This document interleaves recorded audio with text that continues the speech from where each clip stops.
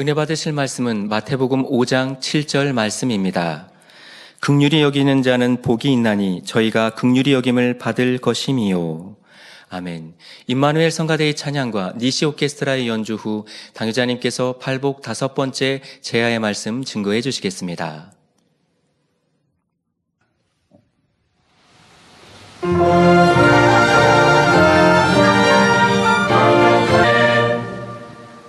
강단원화 소개합니다. 헌화자는 16교구 7번 정선미 집사님입니다. 너무나 귀하신 예수님을 이 땅에 보내주신 아버지 하나님의 사랑과 십자가 희생을 통해 구원의 길을 열어주신 주님의 사랑, 우리를 새 예루살렘 소망 가운데 이끄시는 성경님의 사랑에 감사드립니다. 죽을 수밖에 없었던 제가 2010년 12월 25일 잊을 수 없는 특별한 은혜로 새 생명을 얻어 새 예루살렘 소망으로 살아갈 수 있음에 감사드립니다. 성결의 복음과 크신 권능으로 세계를 깨우시는 당회자님과 불같은 기도로 만민의 성도들을 충만히 이끄시는 원자님께 감사드립니다. 저도 주님의 기쁨이 되는 자로 신속히 나와지겠습니다. 주님의 탄생을 축하드리며 감사의 마음을 담아 강단 헌화를 드립니다. 네, 감사합니다. 사랑하는 성도 여러분, 우리가 듣는 하나님의 말씀은 이룰 수 없는 것을 가르치는 것이 아닙니다.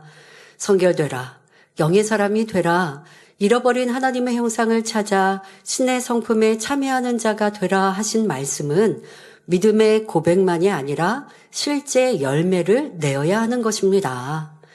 여러분이 팔복의 말씀을 들을 때도 그저 충만하고 은혜가 된다, 말씀을 사모한다, 이렇게 입술로만 고백하지 말고 능히 여러분의 것으로 삼아야 합니다. 그래서 여러분의 삶 가운데 팔복이 임하여 아버지 하나님과 주님께서 함께 하시고 더 나아가 동행하시는 삶이란 과연 어떤 것인지 늘 체험하며 사시기 바랍니다. 그러므로 성도들 앞에서는 물론이고 이방인들 앞에서도 하나님의 자녀로서 인정받을 수 있어야 합니다. 여러분, 세상 사람들이 여러분을 볼 때 나는 교회 다닙니다 라고 하니까 저는 하나님의 자녀구나 라고 인정할까요? 그렇지 않습니다. 아무리 교회 다닌다고 말해도 여러분들의 행함이 빛이 되지 않으면, 하나님이 원하시는 뜻 가운데 진리 가운데 살지 않으면 세상 사람들은 저 사람은 하나님의 자녀라고 하는 게 아니라 무슨 교회 다니면서 저래? 라고 말하고 여러분들이 전도할 때에 그 말을 무시해버립니다. 진정 세상에서도 우리가 하나님의 자녀라는 것, 교회 다니는 교인이라는 것, 주님이 우리의 구세주입니다. 당신도 주님을 믿어 천국 갑시다. 라고 전도할 때 그 말이 상대의 마음을 두드리고 그 마음에 생명으로 심어지려면 내가 먼저 주님의 삶처럼 살아가야 하는 것입니다. 그렇다 하여 내가 온전히 변화되지 않았으니까 그러면 전도하면 영광 가리나? 그것도 아니고요. 변화되어 가면서 그럼 또 선을 쫓고 진리를 쫓아가면서 또 그러니 전도하고 여러분들이 열매 내려면 그것만으로도 더 빨리 변화되고자 하는 사모함이 되겠죠. 그래서 여러분들이 세상에서 내가 인정받는 사람, 그것은 바로 이런 팔복의 말씀처럼 주님의 모습을, 아버지 하나님의 선과 사랑을 닮아가고 여러분의 삶의 열매를 맺혀야 인정받을 수 있는 것입니다. 오늘도 말씀을 통해 변화된 성도님들을 보며 과연 하나님의 사람은 다르구나, 참으로 복된 사람이구나, 이러한 감탄사가 절로 나올 수 있기를 주님의 이름으로 기원합니다. 오늘은 팔복 중 5번째 말씀입니다. 마태복음 5장 7절에 긍휼히 여기는 자는 복이 있나니 저희가 긍휼히 여김을 받을 것이며 했지요. 긍휼히 여긴다라는 말의 문자적인 뜻은 가엾게 여긴다, 불쌍하게 생각한다라는 뜻입니다. 하나님께서 말씀하시는 긍휼은 성령의 9가지 열매 중에 양선의 마음과 비슷합니다. 양선이란 간단히 설명해서 마태복음 12장 19절 20절에 나온 대로 다투지 아니하고 들리지 아니하고 상한 갈대를 꺾지 아니하며 꺼져가는 심지를 끄지 아니하는 마음이지요. 성령의 열매 중에 양선의 열매가 맺힘으로 그 양선이 행함으로 나타나는 것과, 그러니까 양선이 마음에 이룬 것, 이것은 우리가 성령의 9가지 열매에서의 양선이죠. 마음에 맺혔다고 해서 행함이 없다는 것은 아닙니다만은 이렇게 마음에 맺히고 또 행함으로 나타나는 것이 성령의 9가지 열매의 양선입니다. 더 나아가 그 행함이 더 멀리 넓게 나타나고 또 거기에 플러스 징계의 행함이 더해진 것이 팔복의 긍휼입니다. 성령의 열매와 팔복의 차이점에 대해서는 지난 시간에도 설명해 드렸지요. 성령의 열매는 아버지께서 원하시는 진리의 항목들이 우리 마음에 맺혀 있는 것이고, 팔복은 마음에 맺힌 성령의 열매들을 행함으로 나타내는 것이라 했습니다.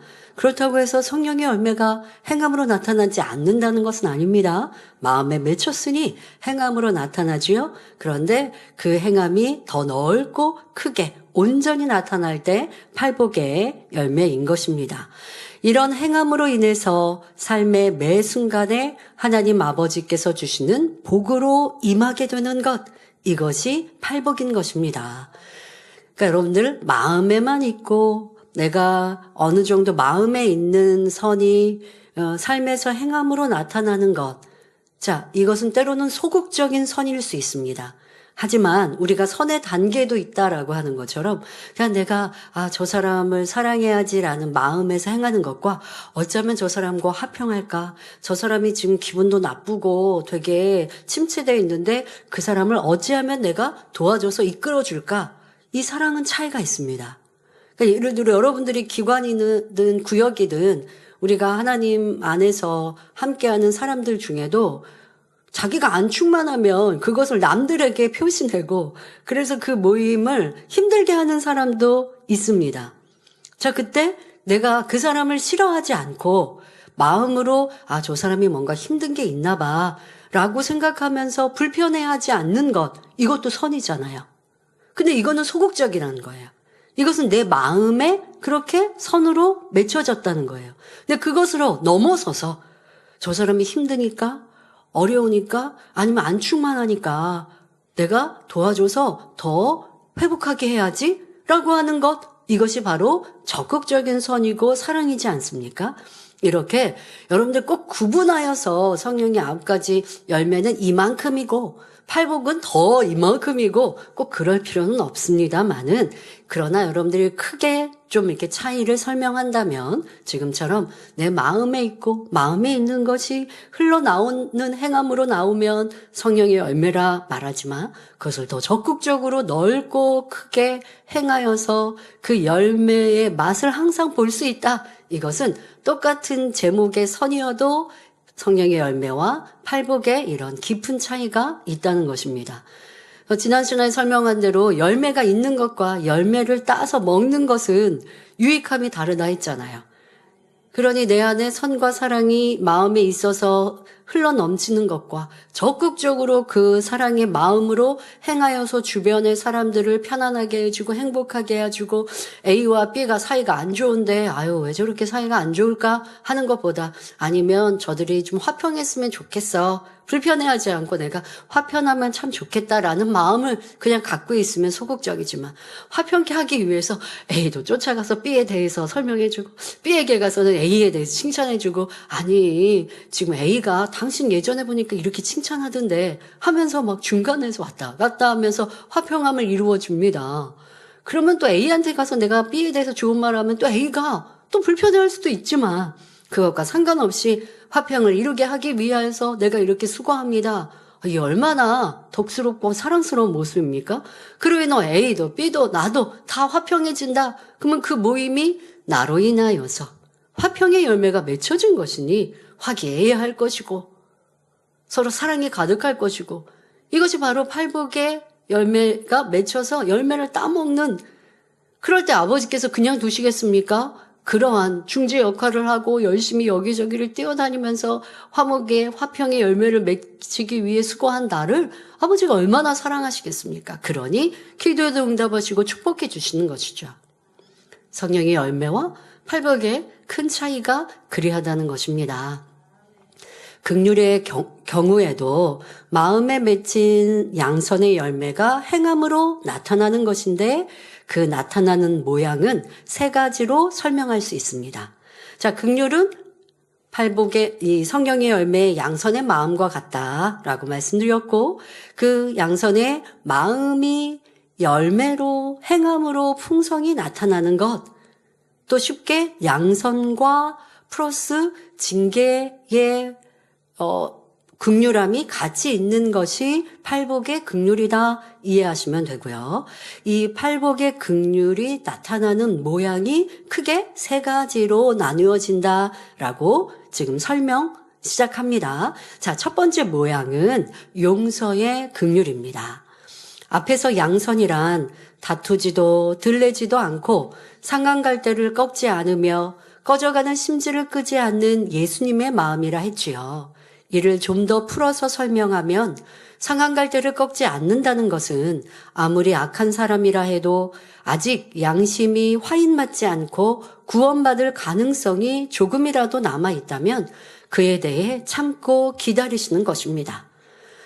악을 행했다 해서 즉시 징벌하시는 것이 아니라 어찌하든 구원에 이르기까지 참아주시는 주님의 마음이지요.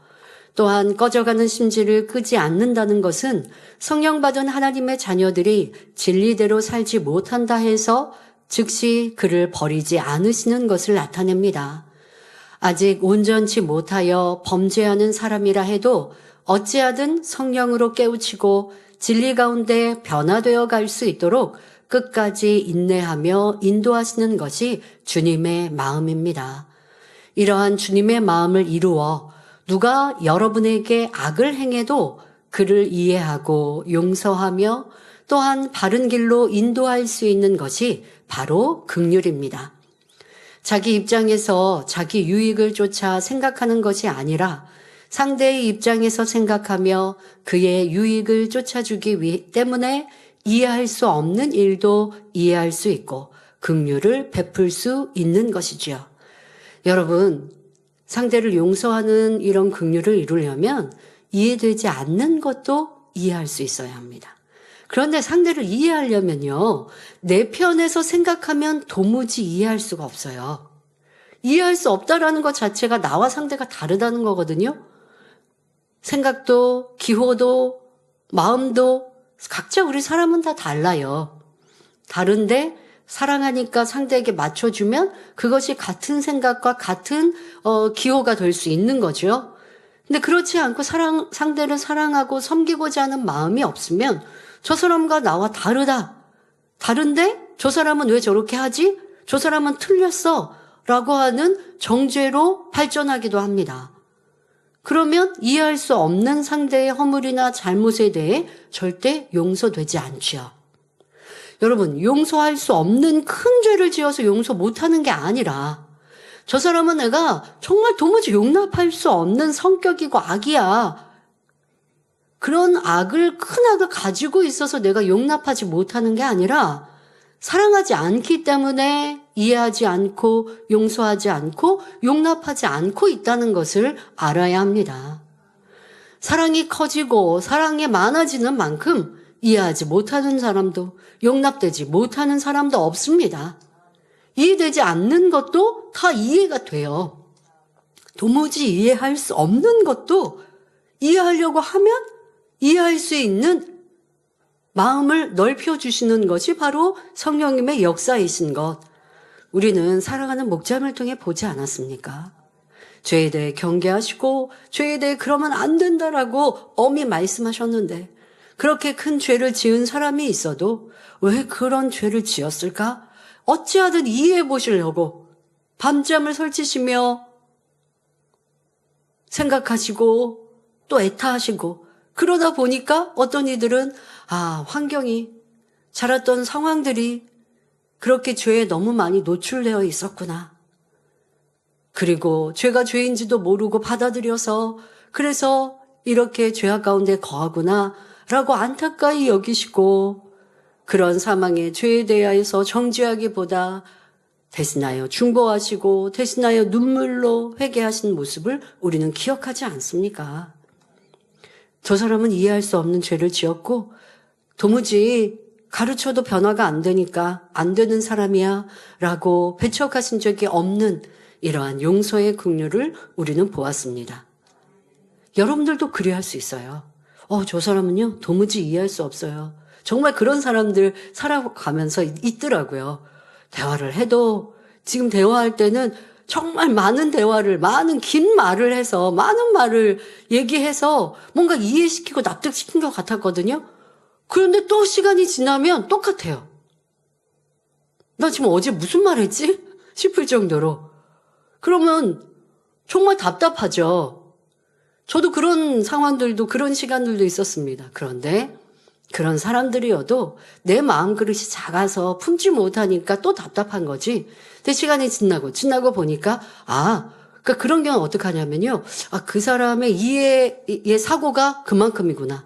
아니면 자기라고 하는 것이 너무 강하게 박혀 있으면 설명할 때 이해한 것 같지만 다시 도루묵 자기 생각대로 돌아가는 거예요. 그냥 그 모습 그대로 받아들여 주는 거죠. 왜 이해가 안 되고 자꾸 부딪혀질까요? 바꾸려고 하니까.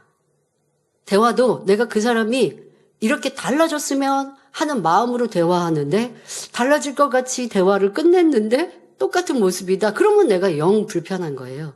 그런데 달라지기를, 변화되기를 바라여 대화했지만 시간이 지나니까요. 제가 무슨 생각하냐. 나도 아버지의 큰 은혜를 받고 변화될게 하고 결단하고 눈물 콧물 흘렸는데 2주 연속 부흥성회 때 여러분 어떠하셨습니까? 눈물 콧물 흘리면서 변화될 것 같고 그래서 영으로 막달라 마리아 마음 이룰 것 같았어요. 그런데 그렇게 되든가요? 그 은혜가 나를 온전히 변화시켰으면 좋은데 내가 또 그냥 예전처럼 아니면 조금 변화된 여러분들의 모습 발견할 때 많이 있지 않으셨습니까? 저는 저의 그런 모습을 보면서 그러니까 이제 은혜 자리가 있으면 아버지 받은 은혜가 쏟지 않게 해주세요라고 기도하는 그런 기도 준비를 했지만 그뿐 아니라 나도 그랬는데 다른 사람이 지금 은혜 받고 결단하고 잘못했어요라고 회개해놓고 내일 왜 변화 안 됐지라고 답답해 한다면 이거는 내 사랑이 없는 소치이지 저 사람의 문제가 아니다 라는 마음으로 바꾸니까요. 어제 은혜 받았는데 왜 오늘 이러지? 이렇게 이해 안 되는 게 아니고 그냥 그래 조금씩 변화되겠지. 조금씩 달라지겠지. 하루아침에 너무 많은 걸 달라지기를 바라는 게 아니라 회개했으니까 이제 달라져야지라고 기대하면 그러면 또 내가 실망해요. 근데 그게 아니라 그냥 그 모습 그대로 받아주면서 그 모습 그대로 그래도 잘못을 인정했으면 행함이 온전히 달라지지 않았어도 그것만으로 또 나아졌지. 내일은 조금 더 나아지겠지. 이렇게 바라니까 내가 불편해지지 않는 것이죠. 여러분들 서로 용서한다 하면서 용서하지 못하는 이유는 내가 상대에게 너무 많은 것을 기대하고 내가 원하는 만큼 되어주지 않았다고 생각하니 답답하고 불편하고 용서할 수 없었던 내 작은 마음임을 알아야 합니다. 그리고 내 마음을 키우고 넓히십시오. 자, 그래서 이 사람도 저 사람도 이해하고 포용할 수 있고, 자, 이해하려면 상대 입장으로 상대 형편이 되어주셔야 되는데 그게 되기가 쉽지 않으니까 기도하면서 도무지 이해 안 되면요. 기도하세요. 아버지 하나님, 지금 제가 내 배우자가 내 자녀가 영 이해가 안 됩니다. 이해할 수 있는 마음 되게 해주세요. 부모님들이 자녀 이해 잘 못하세요. 자녀의 세대가 점점 이 세대가 다른데 다른 세대를 어른들은 이해를 못 하신단 말이에요. 그러니까 젊은이들을 보고 왜 저래?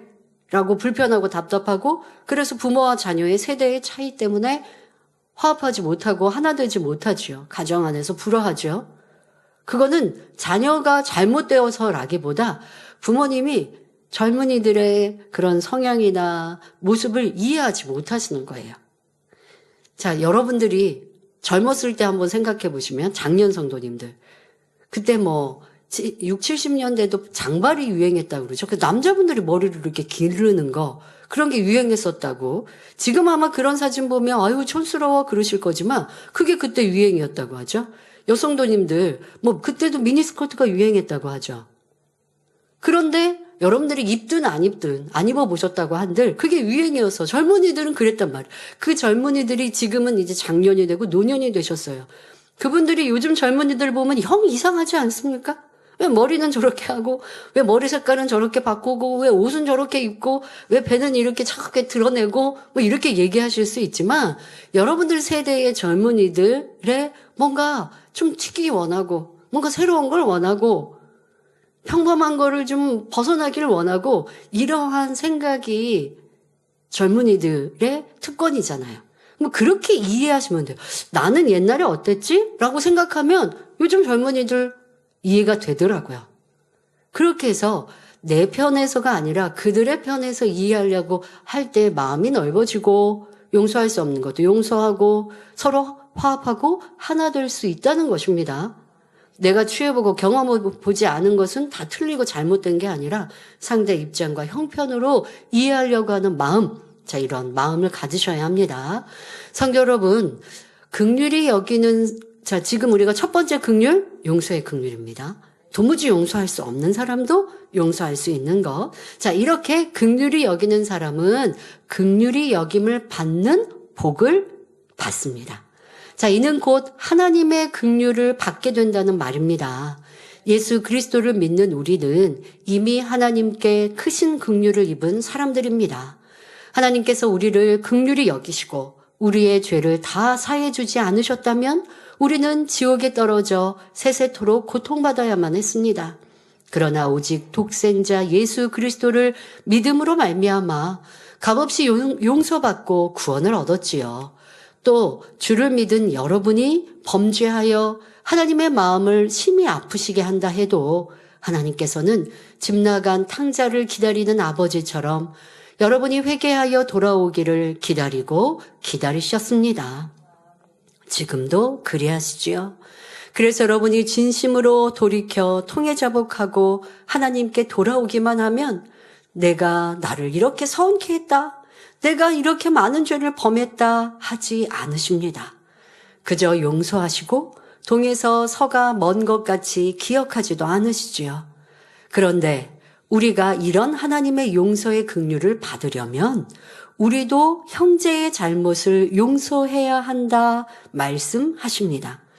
주기도문에 보면 우리가 우리에게 죄 지은 자를 사하여 준 것 같이 우리의 죄를 사하여 주옵시고 했지요. 나에게 범죄한 사람들에게 긍휼을, 용서의 긍휼을 베풀 때라야 내가 범죄한 것에 대해서도 하나님께 긍휼히 여겨달라고 구할 수 있다는 사실입니다. 여러분, 이것은 하나님의 말씀이에요. 자, 우리가 이렇게 주기도문은 매일 하면서 형제를 용서하지 못하고 긍휼을 베풀지 못한다면 아버지 앞에 드리는 기도를 말과 혀로만 하는 것이니 하나님을 만홀히 여기는 것이 됩니다. 마태복음 18장에도 그런 예가 나와 있습니다. 베드로가 예수님께 여쭙기를 주여, 형제가 내게 죄를 범하면 몇 번이나 용서하여 주리이까? 7번까지 하오리이까? 여쭙습니다. 자, 여러분들은 여러분들의 배우자, 자녀, 또 형제, 또 누군가가 여러분들에게 잘못을 반복적으로 할 때 몇 번이나 용서하실 수 있습니까? 몇 번이나 용서해 보셨습니까? 자, 이 베드로는 아주 크게 인심 써서 7번쯤 용서하면 될까요? 라고 예수님께 여쭈었습니다. 예수님께서 무엇로 답하십니까? 내게 이르노니 7번뿐 아니라 70번씩 7번이라도 할지니라 하셨습니다. 자, 이것은 70번, 70 곱하기 7번, 7입니다. 70 곱하기 7, 그러면 477에 49, 490번 용서하라고 하신 말씀일까요? 아닙니다. 몇 번인가 헤아려서 용서하는 것이 아니라 7은요, 완전수거든요. 70 곱하기 7은요, 무한히 완전히 용서하고 긍휼을 베풀어 주라는 뜻입니다. 예수님께서는 그렇게 우리에게 말씀하세요. 세마여서 몇 번 용서했어, 이제 마지막이야 하는 게 아니라 내가 이만큼이면 용서 그래도 했지가 아니라 그냥 끝까지 용서해 주라, 긍휼히 여겨 주어라 말씀하신 것입니다. 그러면서 한 비유를 들어주셨습니다. 어떤 종이 자기 왕에게 1만 달란트의 빚을 졌는데 갚을 길이 없으므로 모든 소유뿐 아니라 자기와 아내와 자녀들까지 다 팔려가게 되었습니다. 그러나 종이 왕에게 엎드려 자비를 구함으로 왕이 불쌍히 여기고 그 빚을 탕감해 주었지요. 그런데 이 종이 빚을 탕감받고 나가는 길에 자신에게 100데나리온 빚진 동료를 만났습니다. 그런데 이 종은, 지금 탕감받은 이 사람은 그 동료의 목을 잡고 빚을 갚으라고 독촉하였고, 상대가 내가 돈을 갚을 힘이 안 됩니다, 용서해 주세요, 내가 좀 시간을 주세요 하고 자비를 구하는데도 그를 옥에 가두고 말았습니다. 자, 우리 돈으로 대략 계산하면 자신은 약 1조 원이 넘는 돈을 탕감받았는데 자신에게 겨우 1,000만 원 빚진 사람을 잡아 가둔 꼴입니다. 이를 알게 된 왕은 심히 노하여 이 종을 다시 불렀습니다. 놓아주었다가 다시 부른 것이죠. 악한 종아, 내가 빌기에 내가 내 빚을 전부 탕감해 주었거늘 내가 너를 불쌍히 여김과 같이 너도 내 동간을 불쌍히 여김이 마땅치 아니하냐 하고 그 종 역시 빚을 갚도록 옥에 가다 버린 것입니다. 다시 갇힌 이는 이제 갚을 길이 없지요. 그러니 평생 감옥에 갇혀 있어야 합니다. 이 비유를 들어주신 예수님께서는 마태복음 18장 35절에 결론적으로 말씀하십니다. 너희가 각각 중심으로 형제를 용서하지 아니하면 내 천부께서도 너희에게 이와 같이 하시리라 하셨습니다. 성도 여러분, 우리도 다 지옥불 가운데 떨어질 수밖에 없는 죄인이었습니다. 그러나 오직 예수 그리스도의 십자가 보혈로 인해 의롭다 하심을 얻었지요. 그런데 우리가 형제의 작은 잘못을 용서하지 못하여 그를 미워하고 판단 정죄한다면 아버지 하나님 앞에 얼마나 민망한 일입니까? 야고보서 2장 13절에 긍휼을 행하지 아니하는 자에게는 긍휼 없는 심판이 있으리라. 긍휼은 심판을 이기고 자랑하느니라 했습니다. 또 형제의 티가 보이면 그 자신의 눈에는, 내 눈에는 들보가 있는 것이라 하셨습니다. 육으로 보면 어떤 사람은 도무지 용서할 수 없는 악을 행하는 경우도 있습니다.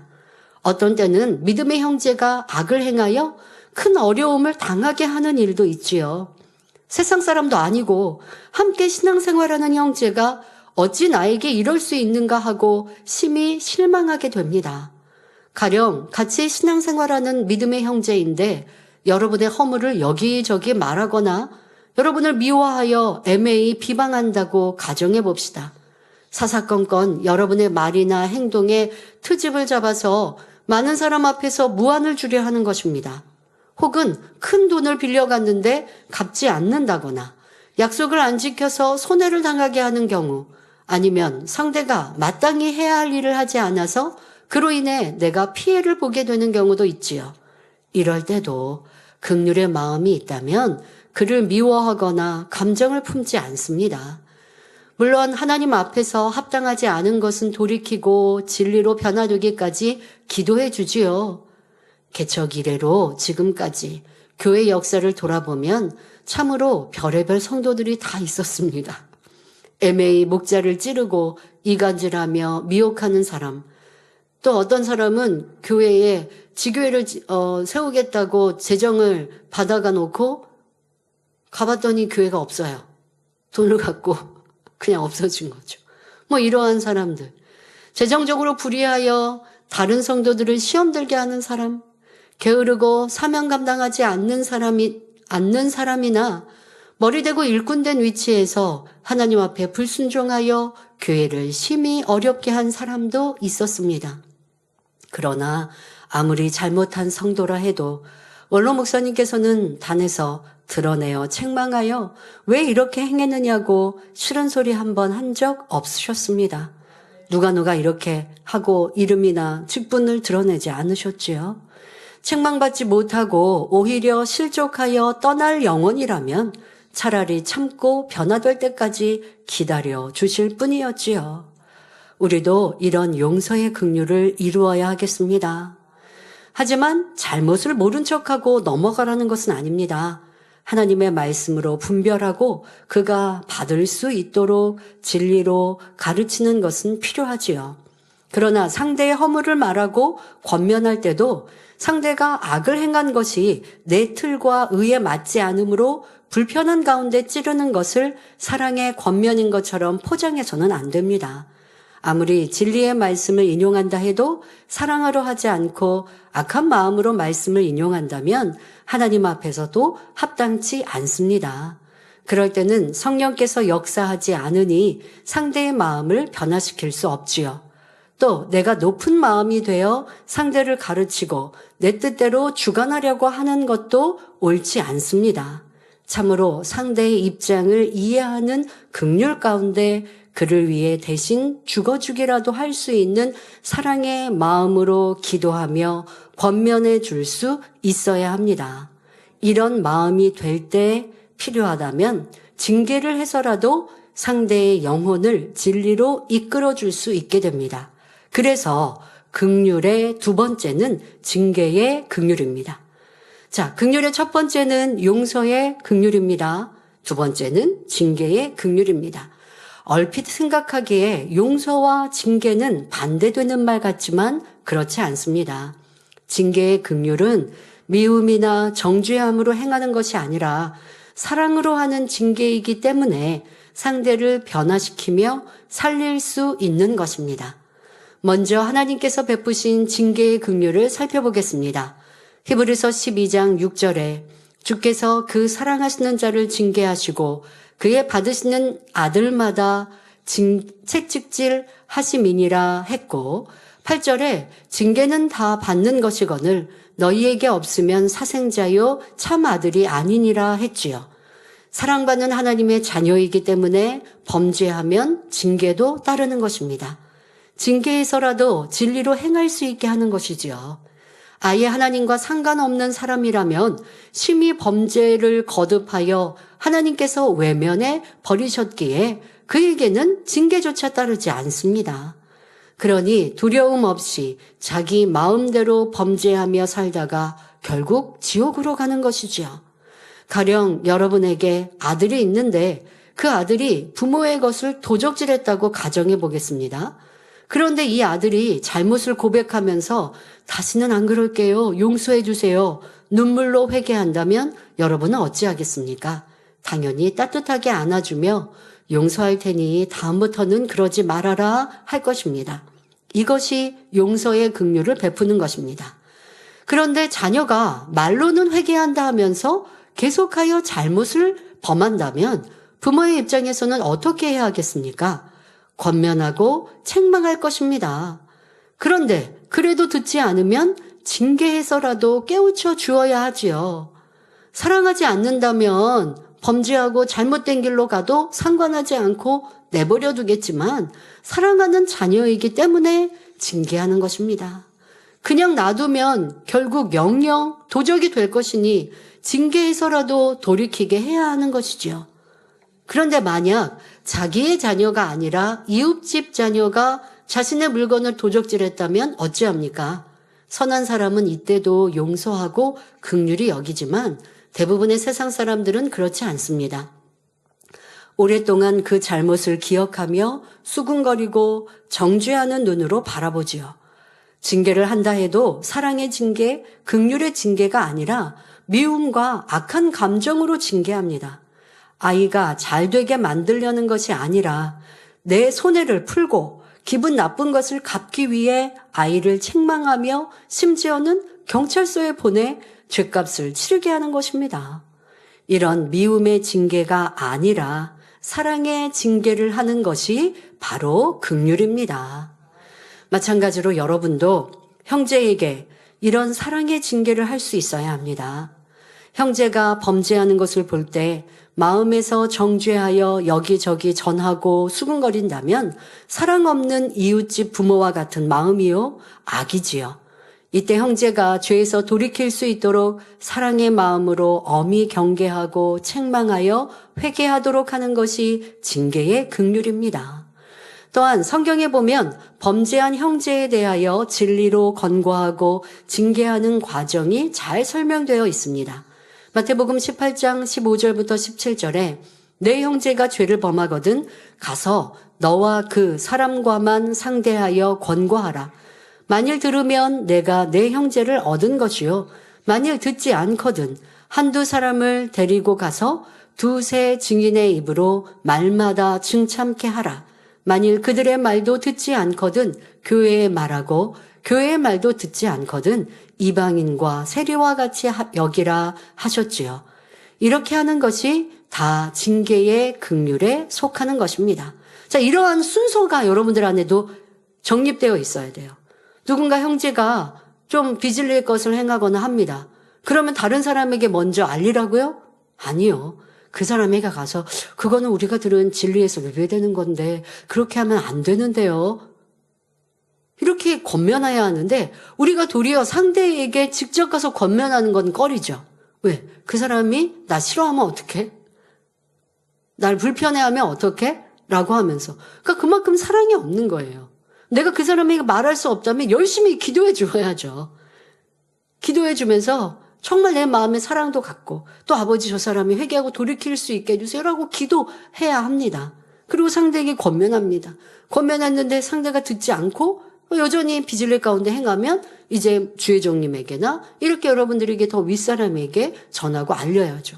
그러면 주회장님은 바로 가서 신방하여 권면하고 깨우쳐줘야 되고 어떠한 그냥 개인적인 빚을리라면 스스로가 알아서 하면 돼요.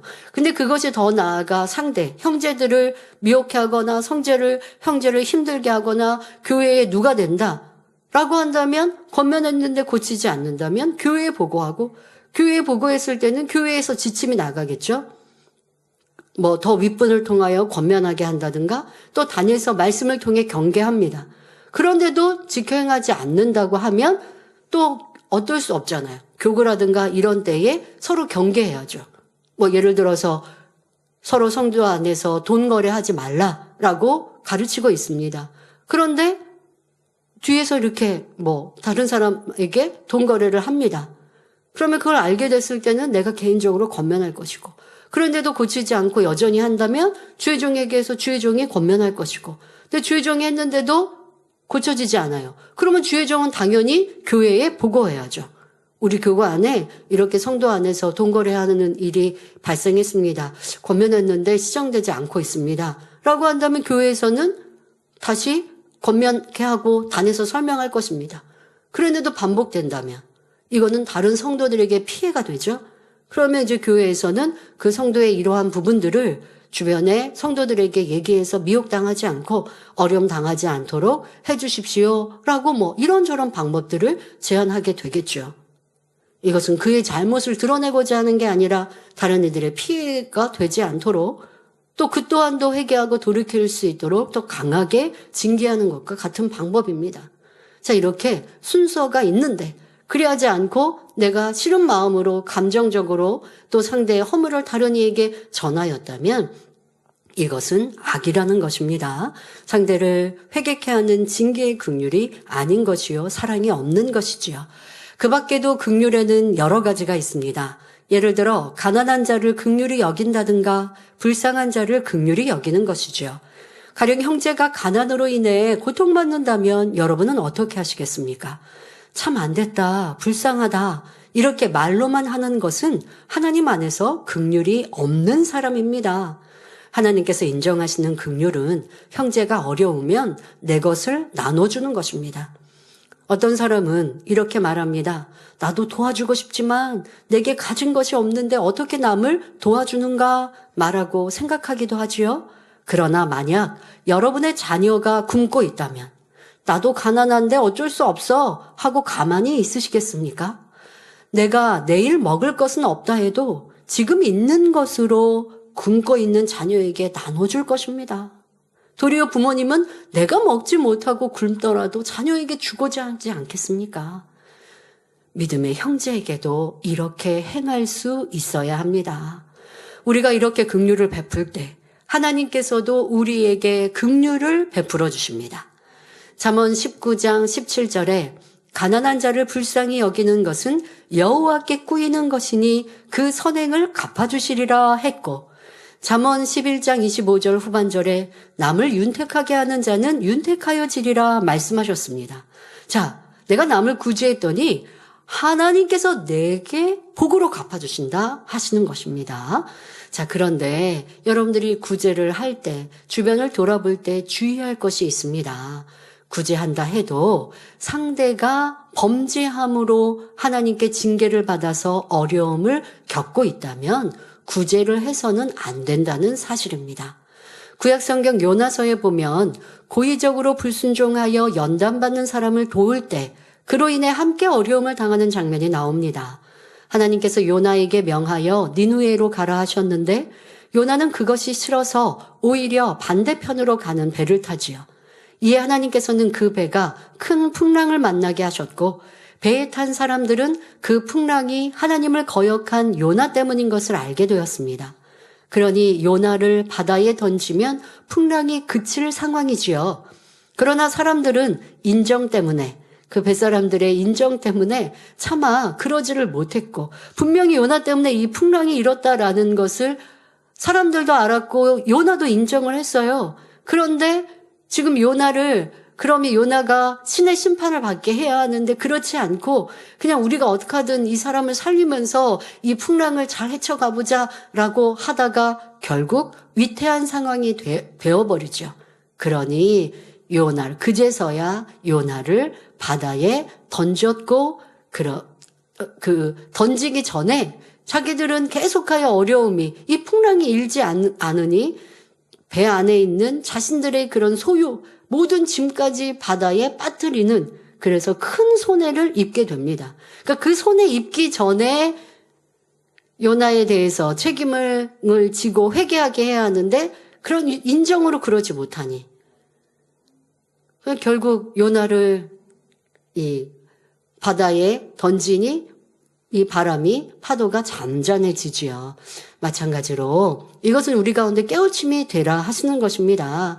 하나님의 징계로 어려움을 겪고 있는 사람들, 하나님께서 연단하고 있는 사람들, 이런 사람들을 여러분들이 도우면 긍휼을 베풀었다 하지만 오히려 내게도 어려움을 겪게 되므로 성령의 음성을 잘 들어서 행해야 한다는 것입니다. 그런데 원로 목사님께서는 이러한 진리 원칙도 영적으로 잘 아세요. 그런데도 그가 어려움을 겪으니 내가 그 사람의 어려움을 그냥 보지 못하시죠. 내가 그 사람 도우면 나에게도 뭐 그렇다고 해서 하나님이 그걸 죄라 하지는 않으시지만 함께 그 복을 내가 하나님께 받을 복을 받거나 하는 것에서는 좀 지장이 되고 할 수 있는 것들. 그렇다고 여러분들 죄가 되고 이런 것은 아닙니다. 나는 선행을 한 것이기에. 그러나 복을 받을 수는 없잖아요. 그를 도와서 받을 복은 없어요. 그런다 할지라도 목자님은 도와주신 일이 참 많으십니다.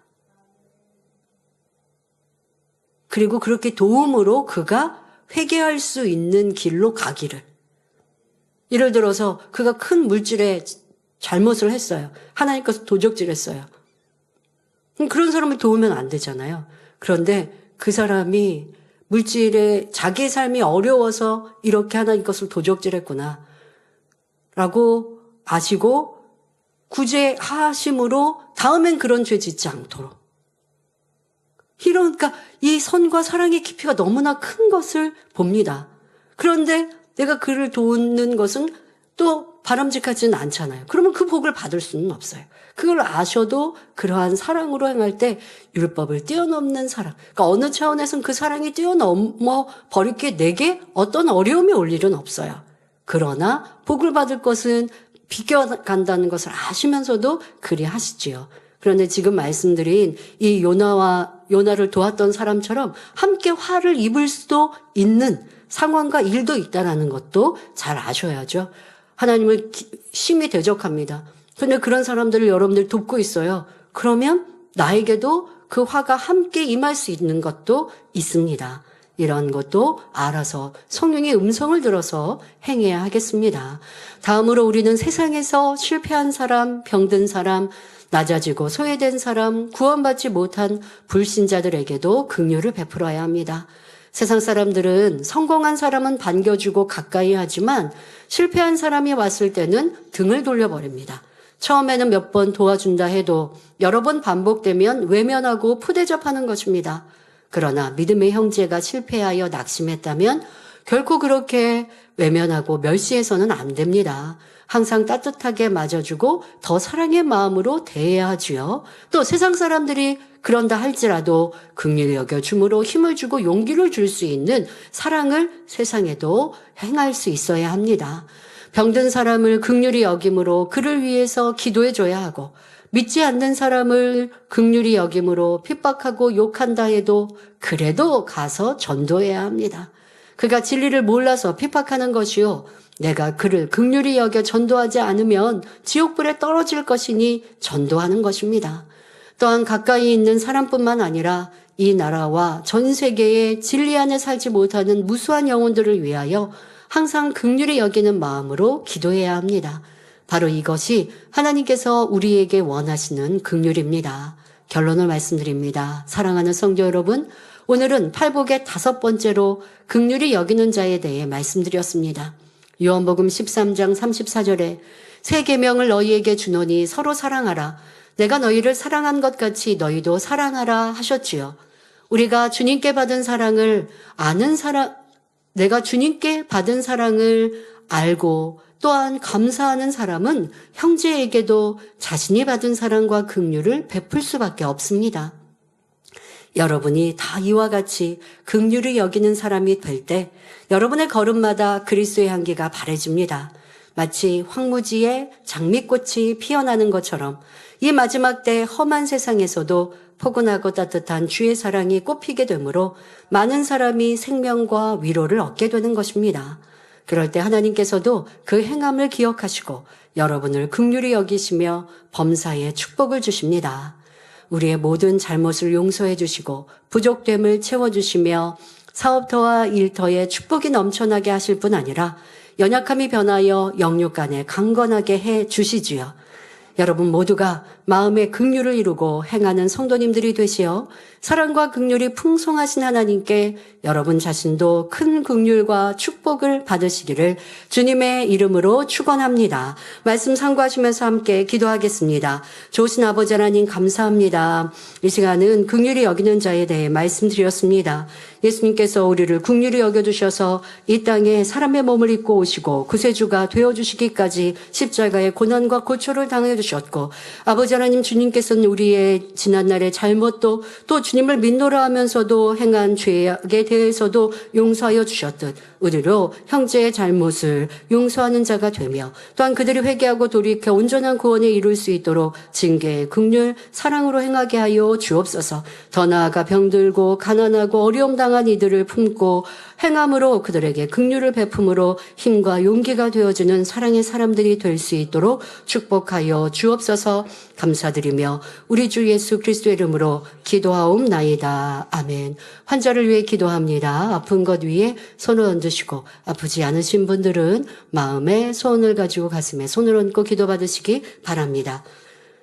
좋으신 아버지 하나님 이 시간도 함께 예배하며 기도받는 모든 성도들마다 친히 안수하여 주옵소서. 전국 전 세계 만민의 성도들과 GCN 시청자들 위해 친히 안수하여 주옵소서.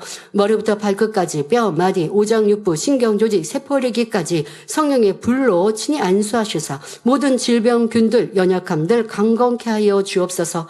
예수 그리스도의 이름으로 명하노니 모든 질병균들아 연약함들아 성령의 불로 템받고 깨끗하고 온전함을 받을지어다. 모든 질병들 깨끗게 하여 주옵소서. 연약함도 강건케 하옵소서. 특별히 이렇게 한겨울입니다. 독감, 감기, 몸살 틈타지 엿보지 못하게 하옵소서. 또한 전국적으로 독감 유행주의보가 발령되었다 합니다. 아버지 우리 모든 어린아이부터 청장년, 노내리기까지 친히 안수하셔서 유행성 질병균들 틈타지 엿보지 못하게 하옵소서. 모든 독감들 성령의 불로 템받고 깨끗하고 온전함을 받으며 틈타지 엿보지도 못하게 하여 주옵소서. 예수 그리스도 이름으로 명령 원수마서 어둠들어 다 물러가며 떠나갈지어다.